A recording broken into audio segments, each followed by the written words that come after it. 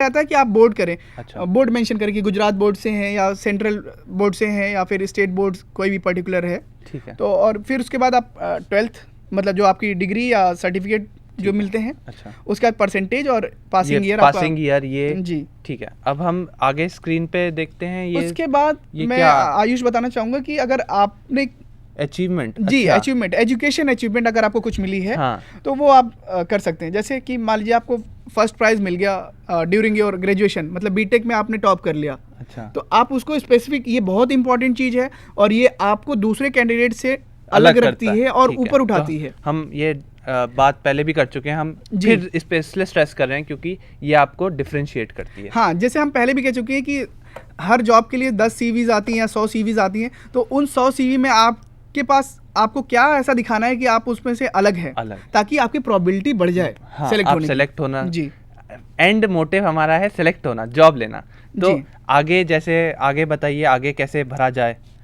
जी, तो और जैसे अगर आप मान लीजिए अगर आपने कहीं टॉप नहीं किया या, तो इसमें घबराने की कोई बात नहीं है, क्योंकि आपके अलावा और भी जैसे मौके हैं। जैसे मान लीजिए आप किसी स्पेशल एग्ज़ाम है उसके 2 राउंड क्लियर कर लिए या इंटरव्यू राउंड तक पहुँचे, तो वो भी आप मेंशन कर सकते हैं। जैसे आप देखिए कि clear 2 round of NTSC national talent search examination जो होते हैं, वहाँ के मैंने 2 राउंड क्लियर किए, तो ये भी अच्छी बात है और ये सारे कैंडिडेट नहीं कर पाते हैं, तो आप इसको भी मेंशन करना। अच्छा, मतलब कोई भी जैसे एग्जाम NTSC एग्जाम हो गया या स्टेट लेवल का एग्जाम हो गया, आपने कहीं अच्छा परफॉर्मेंस किया है तो वो एजुकेशनल के अंदर ही स्पेशल अवार्ड्स के अंदर मेंशन कर दें। हम ऐसा भी मेंशन कर सकते हैं क्या, जैसे कुछ स्कूल अवार्ड देते हैं, जैसे स्कॉलर बैच दे दिया, वो भी यहीं पे मेंशन कर सकते हैं? जी बिल्कुल आयुष, आपकी कोई भी अवार्ड्स हो, अचीवमेंट हो, मेंशन कर दें। हाँ, ये चीज़ें ये दर्शाती हैं कि आप जो है मेहनती हैं। हाँ, और लगन और परिश्रम आप हमेशा कर सकते हैं।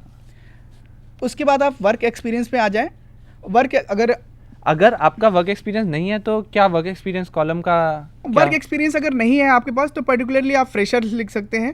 अच्छा, नहीं तो वर्क एक्सपीरियंस का ये कॉलम को लिखो ही ना या खाली छोड़ो? नहीं, उसको आप खाली छोड़ सकते हैं और उसके अलावा नीचे एक कॉलम में अलग से आप ऐड कर सकते हैं कि आई एम अ फ्रेशर। जैसे ये अभी यहाँ पे आप स्क्रीन पे देखें, वर्क एक्सपीरियंस इन्होंने लिखा हुआ है, तो कंपनी डेजिग्नेशन, तो सिंस आपके पास कोई एक्सपीरियंस नहीं है तो आप इसी में टाइप कर सकते हैं फ्रेशर्स लिख दें, तो HR मैनेजर को ये पता चल जाए कि ये बंदा एक्सपीरियंस वाला नहीं है, वो फ्रेशर है। अच्छा, तो जब अपना रिज्यूम बनाएं तब तो मेरे ख्याल से इस टेबल को अगर किसी ऑर्गेनाइजेशन के लिए अप्लाई करें तब वो टेबल बना के देते हैं, तो उसके अंदर आपको फ्रेशर लिखना पड़ेगा। लेकिन अपना बनाए तो इस पूरे टेबल को हम स्किप भी कर सकते हैं, पूरे सेक्शन को स्किप कर दो, वर्क एक्सपीरियंस नहीं है तो नहीं दिखाओ। जी बिल्कुल बिल्कुल, है ना? बिल्कुल, क्योंकि खाली छोड़ना या कुछ गलत बताना सही नहीं है। जी बिल्कुल। हम यहाँ पे इंटर्नशिप भी बता सकते होंगे, जैसे बीच में कुछ लोग इंटर्नशिप करते हैं, CA के अंदर इंटर्नशिप होती है, वो भी वर्क एक्सपीरियंस के अंदर ही लिखते हैं। जी बिल्कुल, देखिए आजकल कंपनीज जो है एक्सपीरियंस पे बहुत फोकस करती हैं, तो वो एक्सपीरियंस चाहे आपके किसी भी थ्रू आए, चाहे आपने कोई प्रोजेक्ट किया हो, अच्छा, कोई समर इंटर्नशिप करी हो, अच्छा, या फिर आपने कोई ट्रेनिंग ली हो किसी विशेष प्रोफेशनल से, अच्छा, तो ये सारी चीज़ें इसलिए ज़रूरी हैं क्योंकि आजकल कंपनीज रेडीमेड प्रोडक्ट्स में ज़्यादा इस्तेमाल करती हैं। अच्छा, हाँ, कि जैसे मतलब कि बंदा अभी ट्रेंड बंदा चाहिए, हमें ऐसा बंदा नहीं चाहिए कि जो नॉविस हो या मतलब उसे ज़्यादा इन्फॉर्मेशन ना हो, तो हम इसको स्पेसिफिकली लिख देना चाहिए कि हमने ये इंटर्नशिप किया, ट्रेनिंग की ना, नहीं तो कंपनी वाले को लगेगा कि इसने जॉब कर ली, जो वो गलत होगा, है ना? जी बिल्कुल। और मैं ये भी अपने नौजवान दोस्तों को ये बताना चाहूँगा कि आप कोई भी मौका ऐसा मिले तो उनको ग्रैब करें, उनको अच्छा, पकड़ लें। जी बिल्कुल, क्योंकि ये एक एक्सपीरियंस्ड बंदे की तरफ से आपको एडवाइस है कि हर मौके को ग्रैब करें और ज़्यादा से ज़्यादा मेहनती, क्योंकि एक कंपनी वाले को एक मेहनती और अच्छे मतलब आदर्शों वाला ही बंदा चाहिए। बिल्कुल बिल्कुल बिल्कुल, अच्छे आदर्श, और उसके साथ आपको अपॉर्चुनिटीज़ को ग्रैब करना, उनको भुनाना आना चाहिए। अपॉर्चुनिटीज़ सबके पास आती हैं और जो उनको भुनाता है वही सक्सेसफुल होता है। जी, तो हम देख सकते हैं कि जैसे अभी पर्टिकुलर कोई एक एग्जांपल ले लेते हैं, वर्क एक्सपीरियंस का कॉलम देखिए, इसमें कंपनी है, मान लीजिए आयुष आपकी कोई कंपनी, या फिर हम ABC कंपनी ले लेते हैं। हाँ, ABC कंपनी हो गई, ABC कंपनी लिख दीजिए। और इनकी डेजिग्नेशन मान लीजिए बंदा अंडर ग्रेजुएट या बीटेक किया है इसने, तो आप सॉफ्टवेयर इंजीनियर लिख दीजिए। सॉफ्टवेयर इंजीनियर, ठीक है।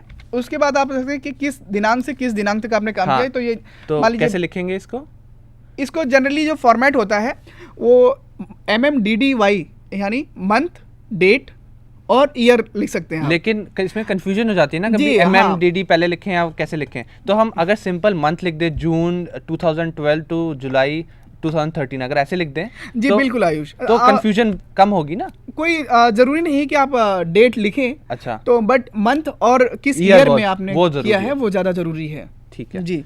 तो वर्क एक्सपीरियंस, हम रिस्पॉन्सिबिलिटीज़, क्योंकि मैंने तो मेरा ये सब लिख नहीं रहे हैं हम, रिस्पॉन्सिबिलिटीज़ तो रिस्पॉन्सिबिलिटी कैसे लिख सकते हैं हम? जैसे मान लीजिए सॉफ्टवेयर इंजीनियर का आपके हिसाब से क्या काम होना चाहिए, तो सॉफ्टवेयर इंजीनियर जनरली आप आयुष कुछ बताना चाहेंगे हमारे नौजवान दोस्तों को कि एक सॉफ्टवेयर इंजीनियर का क्या मतलब रिस्पॉन्सिबिलिटी हो सकता है आपके अकॉर्डिंग? देखिए, अगर आपने कुछ प्रोजेक्ट किया है, जैसे किस टीम के लिए काम किया है, वो तो लिख सकते हैं रिस्पॉन्सिबिलिटीज में। कितने लोगों की टीम के साथ काम किया है वो सब लिख सकते हैं। तो हम एक बार स्टार्ट करें कि हैंडल्ड प्रोजेक्ट एक्स, कोई प्रोजेक्ट हैंडल किया एक्स, ठीक है, उसमें हमने टीम हैंडल करी 5 लोगों की, हैंडल टीम ऑफ 5।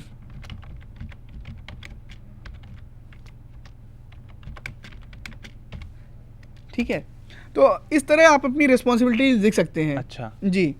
उसके बाद अच्छा, दूसरी बात मैं ये बताना चाहूँगा कि जो वर्क एक्सपीरियंस का आपका कॉलम है ये भी आपका फ्रॉम करंट टू पास्ट होना चाहिए, मतलब जो आपका रिसेंट है। अच्छा, पहले मतलब सबसे रिसेंट, जैसे एजुकेशनल में हमने देखा था, ये भी ऐसे ही लिखना चाहिए। जी, जैसे हमने एजुकेशन में देखा था कि सबसे पहले आपकी सबसे रिसेंट क्वालिफिकेशन क्या है, जैसे आपकी मास्टर्स अगर सबसे बाद में है या सबसे रिसेंट है तो वो सबसे पहले करें, ठीक, उसको सबसे पहले लिखिए। उसके बाद आप जो है उसके नीचे अंडर ग्रेजुएशन मतलब BA और तो हम वर्क एक्सपीरियंस में भी जैसे आज जो पिछली जॉब के अंदर जो किया था, अगर वो लिखना हो वो सबसे पहले लिखें। जी जी। उसके अलावा हम थोड़ा सा जल्दी चलते हैं कि आगे जैसे आगे क्या क्या आगे, जैसे उसके बाद आप कंपनीज प्रीफर करती हैं और आपको भी मैं ये सलाह दूंगा कि आप यही पैटर्न फॉलो करें। उसके बाद आप स्किल्स पे आ सकते हैं। स्किल्स यानी आपके पास जो भी पर्टिकुलर टेक्निकल स्किल्स होती हैं। टेक्निकल स्किल्स से मतलब पढ़ाई लिखाई के अलावा आप क्या जानते हैं। अगर अच्छा, आम बोलचाल की भाषा में बात करें तो पढ़ाई लिखाई के अलावा आप क्या जानते हैं। जैसे पढ़ाई लिखाई के अलावा मैं कंप्यूटर चलाना जानता हूँ। हाँ, तो उसको ऐसे तो नहीं लिखेंगे। हाँ। तो जैसे अगर आपने माइक्रोसॉफ्ट वर्ड में काम किया हुआ है, आपको अच्छे से आता है माइक्रोसॉफ्ट वर्ड, एक्सेल, एक्सेस अच्छे से आता है, तो आप सिंपली लिख देंगे प्रोफिशिएंट इन माइक्रोसॉफ्ट वर्ड। जी बिल्कुल, कि I can use Microsoft word, tally या एक्सेल वेरी इजीली या very competent in using this. So third person के अंदर यूजुअली लिखते हैं रिज्यूम, जैसे वर्कड इन, जैसे हम वर्कड इन माइक्रोसॉफ्ट या proficient in Microsoft Word, Excel, Access. या एग्जैक्टली सही बात है। आप बता सकते हैं कि well versed in Microsoft word.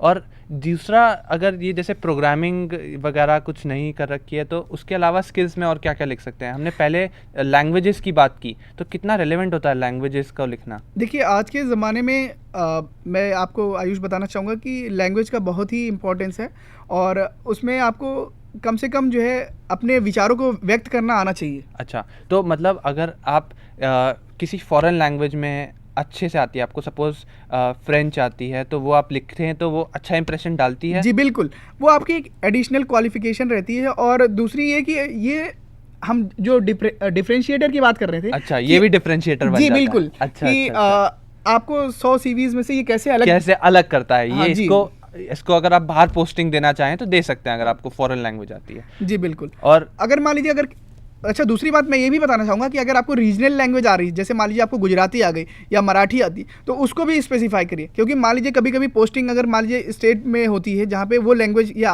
आम बोलचाल की भाषा भी बोली जाती है। रीजनल लैंग्वेज भी बहुत इंपॉर्टेंट है। अगर आपको बंगाली भी आती है तो वो भी लिख दीजिए। कोई भी मतलब कहीं भी आपको पोस्टिंग, आप कहाँ जा सकते हो, वहाँ पे आप अच्छे से लोगों से बात कर सकते हो। जी, ये आपका एक स्ट्रेंथ हो गया। अच्छा। क्योंकि मल्टीपल लैंग्वेजेस अगर आपको आ रही हैं, हाँ, तो ये आपकी एडिशनल क्वालिफिकेशन हो गई है या एडिशनल स्किल हो गई है आपकी।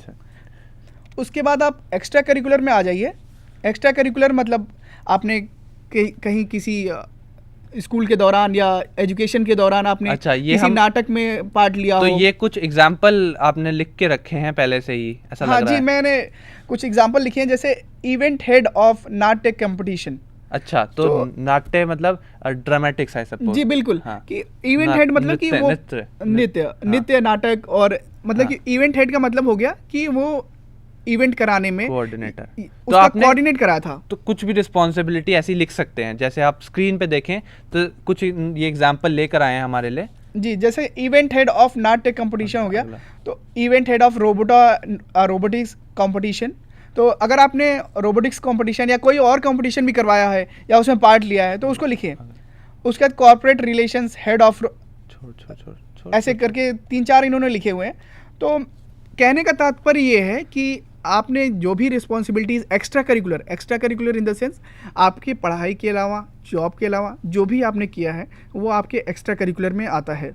और इसको भी आपको दर्शाना चाहिए, क्योंकि ये भी आपका एक पॉइंट हो सकता है डिफरेंशिएटर का। डिफरेंशिएटर मतलब आपको अलग करे दूसरों से, वो ज़रूरी है। जी बिल्कुल। अगला पॉइंट हॉबीज़, और आप हॉबीज़ में मतलब क्या क्या लिख सकते हैं? नहीं, हॉबीज तो देखिए क्या क्या लिख सकते हैं ये बात नहीं करनी चाहिए। अच्छा। क्योंकि पर्टिकुलरली क्या होता है आजकल इंटरव्यूज में आपके हॉबीज से भी क्वेश्चन फ्रेम किए जाते हैं। तो हॉबीज में आप ऐसी चीजें होनी चाहिए जो आपको बिल्कुल मन से लगती हो और आप मन से जी पैशनेट हो। अगर जैसे आप रीडिंग करते हो तो वो भी लिख दो, अगर कुछ इंस्ट्रूमेंट बजाते हो वो भी लिख सकते हैं। जी बिल्कुल। और मैं एक वाकया आपको बताना चाहूँगा कि हमारे यहाँ एक कंपनी में एक इंटरव्यू हुआ था, तो उस बंदे ने जो है आयुष अपना बता दिया था कि मेरा फेवरेट गेम जो है फुटबॉल है। अच्छा। और उनको पूछा गया कि भारतीय टीम के, फुटबॉल टीम के कैप्टन कौन है, तो उनको वो नहीं पता था। वो नहीं पता था। और फुटबॉल में कितने प्लेयर होते हैं ये भी नहीं पता था। अच्छा, तो मैं ये कहना चाहूँगा ऐसी गलतियां बिल्कुल मत कीजिए। अगर पहले तो बिल्कुल सच बातें लिखिए जैसे हमने पहले ही बताया, और अगर आपने किसी हॉबीज के लिए, आप किसी के लिए पैशनेट हैं तभी लिखिए, ऐसे मत लिखिए, नहीं तो गड़बड़ हो जाएगी। गड़बड़ और आपका बहुत बड़ी रिजेक्शन के चांसेस हो जाएंगे। तो आपका अल्टीमेट गोल जो है एक अच्छी मतलब सीवी बनाना, उसके अलावा इंटरव्यू कॉल करना और इंटरव्यू को कन्वर्ट करना जॉब में बहुत जरूरी है। बहुत जरूरी तो है। पहले तो सीवी हम कर रहे हैं तो इंटरव्यू सीवी ऐसा बनाओ जिसमें इंटरव्यू भी पार हो सके। ऐसा ना हो कि इंटरव्यू के अंदर फिर मुश्किल हो जाए पार करने जी में। बिल्कुल, इसीलिए हम आपको हर बार आगाह कर रहे हैं कि आपने सीवी में वही इंफॉर्मेशन लिखे जो बिल्कुल सही हो, रिलेवेंट हो, और दूसरी बात कि आपका उसमें इंटरेस्ट है। अगर एक्स्ट्रा करिकुलर की बात अगर हम करते हैं आयुष, तो हाँ, तो हम एक बार अब रिव्यू कर लेते हैं कि आज हमने क्या क्या सीखा सीवी बनाने में। तो हम वापस से हम प्रेजेंटेशन देख सकते हैं कि क्या क्या हमारी प्रेजेंटेशन के अंदर हमने आज सीखा। तो हम स्क्रीन पे देखते हैं। सबसे पहले रेज्यूम क्या है। ठीक है, रेज्यूम क्या है? तो रेज्यूम आपने जो पास्ट में चीज़ें करी हैं उनका एक क्रोनोलॉजिकल ऑर्डर है। क्रोनोलॉजिकल ऑर्डर मतलब कि इस टाइम के साथ साथ क्या क्या आपने किया हुआ है, कैसे कैसे एजुकेशन ली है, कैसे वर्क का एक्सपीरियंस किया है, समय के साथ लिखें। पर्पस क्या होता है रेज्यूमे का? जॉब के लिए अप्लाई करना।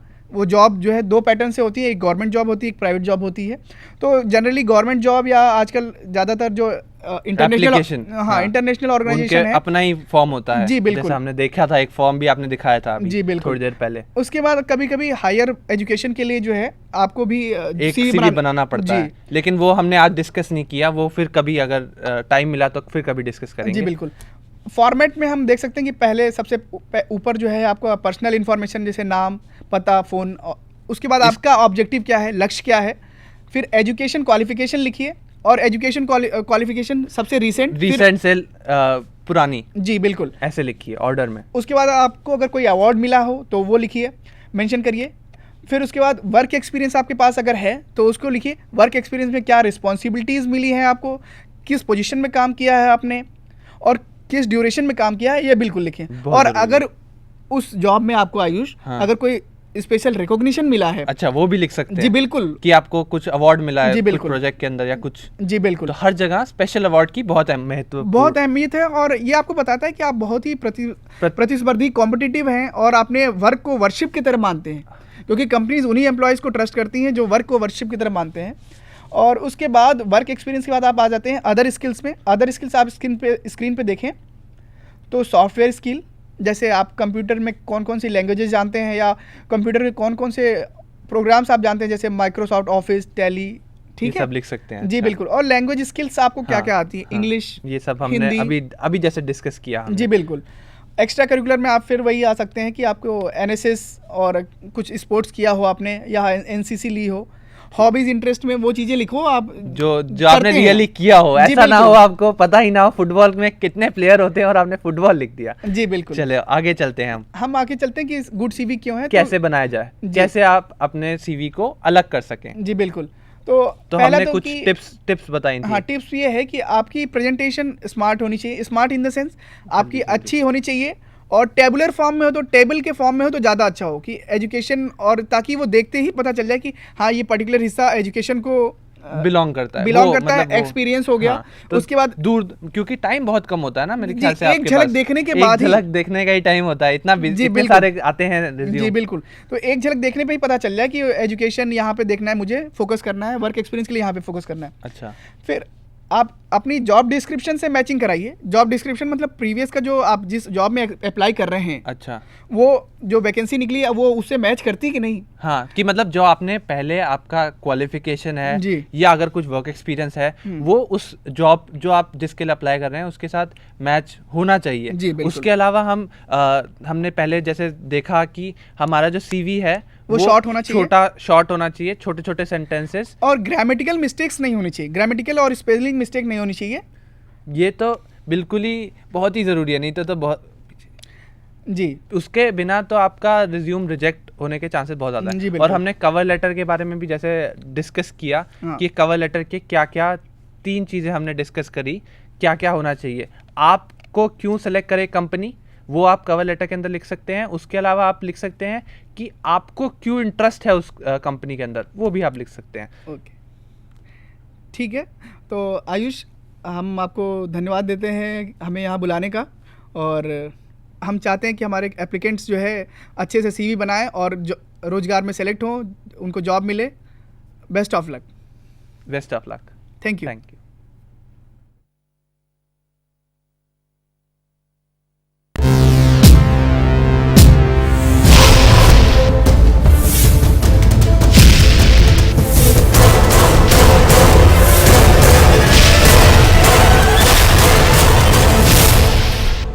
સંધાન